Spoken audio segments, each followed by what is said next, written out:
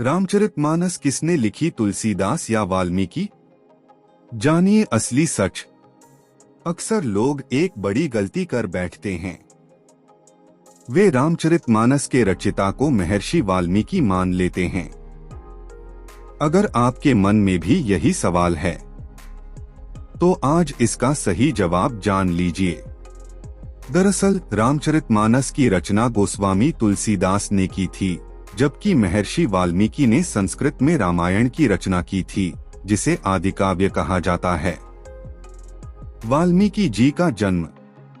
महर्षि वाल्मीकि के जन्म को लेकर कोई पुख्ता ऐतिहासिक प्रमाण उपलब्ध नहीं है, क्योंकि अलग अलग पौराणिक कथाओं और मान्यताओं के आधार पर उनके जीवन के बारे में जानकारी मिलती है।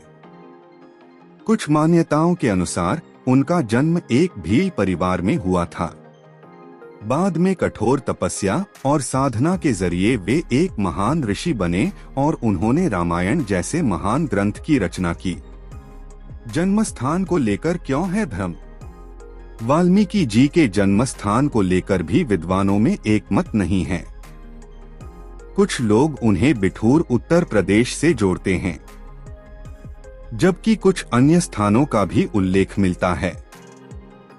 यानी उनके जन्म का सही स्थान और समय आज भी शोध और मान्यताओं का विषय बना हुआ है।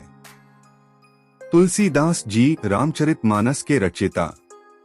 जहां तक रामचरितमानस की बात है, इसे गोस्वामी तुलसीदास ने अवधी भाषा में लिखा था।